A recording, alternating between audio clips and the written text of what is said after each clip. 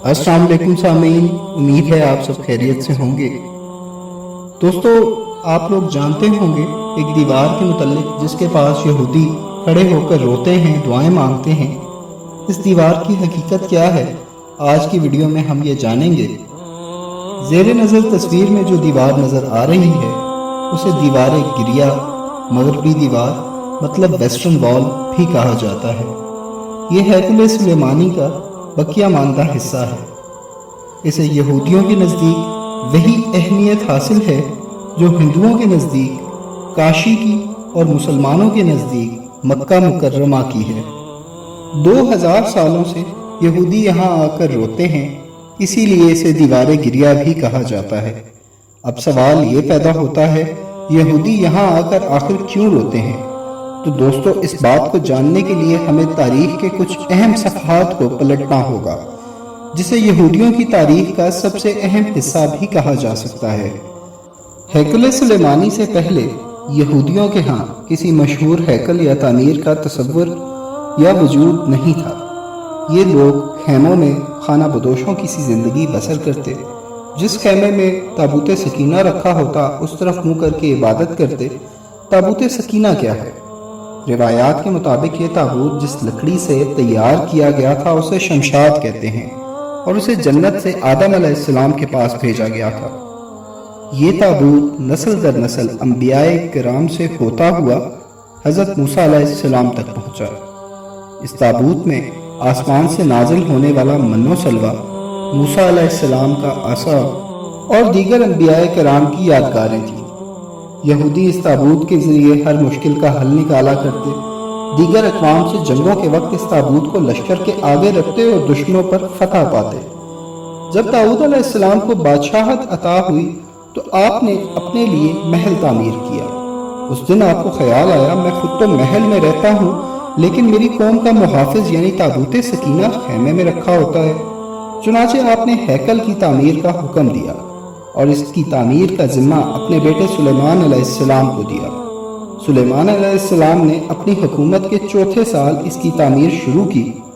रिवायात के मुताबिक जिन्नात और इंसान दोनों ही इस तामीर में शामिल थे, यानी जिन्नात और इंसानों ने इसकी तामीर में हिस्सा लिया। ये हैकल निहायत आलीशान और वसी व अरीज था। इसमें ताबूत सकीना को रखा गया। यहाँ किसी को दाखिल होने की इजाज़त नहीं, सिवाय सबसे बड़े आलिम और पेशे इमाम के। वक्त गुजरता रहा, बनी इसराइल में पैगंबर मबूस होते रहे। ये कौम बद से बदतरीन होती रही। ये लोग किसी तरह भी अपने गुनाहों को छोड़ने और उनसे तायब होने को तैयार ना थे। फिर अल्लाह ने उन पर लानत कर दी। 586 कबल मसीह में बख्त नसर ने इसराइल पर हमला कर दिया। बाइबल में उसे बनुकद नसर कहा जाता है। वो बाबुल मौजूदा इराक का बादशाह था। उसने हैकल में से ताबूत सकीना निकाला और यहूदियों को हुक्म दिया कि खुद इस मुकद्दस हैकल को अपने हाथों से गिराएं। 6 लाख यहूदियों को कत्ल किया, 2 लाख यहूदियों को कैद किया और उनको अपने साथ बाबुल ले गया। शहर के बाहर उनकी बस्ती तैयार की और उसका नाम तल अबीब रखा गया।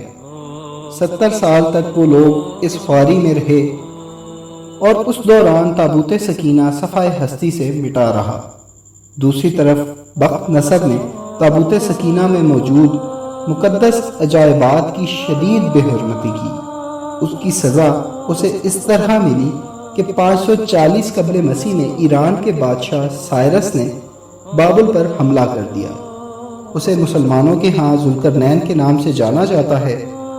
साइरस ने बाबुल के बादशाह को शिकस्त दे दी और बाबुल की हुकूमत पर कब्जा कर लिया।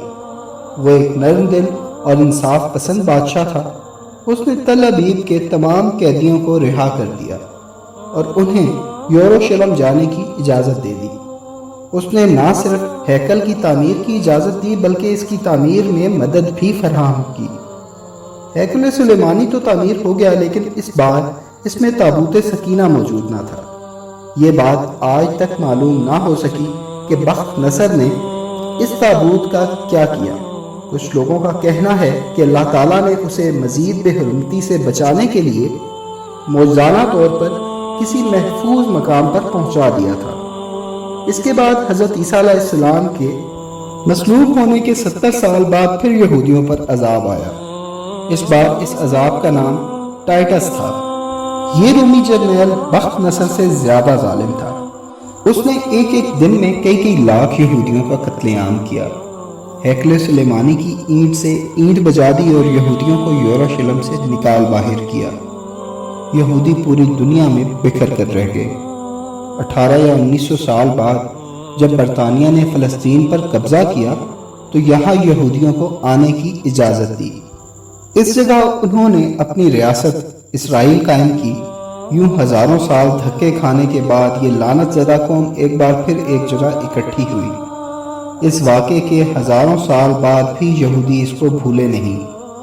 اسرائیل کے دارالحکومت کا نام بھی تل ابیب ہے۔ جی ہاں، وہی تل ابیب جہاں یہودی قیدی 70 سال تک رکھے گئے۔ یہودی آج بھی بخت نصر کے ہاتھوں اٹھائی گئی ذلت کو بھولے نہیں ہیں۔ وہ آج بھی ہیکل سلیمانی کی تباہی کو یاد کر کر کے روتے ہیں۔ تو دوستو، یہ وہ دیوار ہے جہاں ہیکل سلیمانی کو تعمیر کیا گیا اور یہودی حضرات اس دیوار کی تباہی کو دیکھ دیکھ کر اور سوچ کر روتے ہیں۔ جزاکم اللہ خیر۔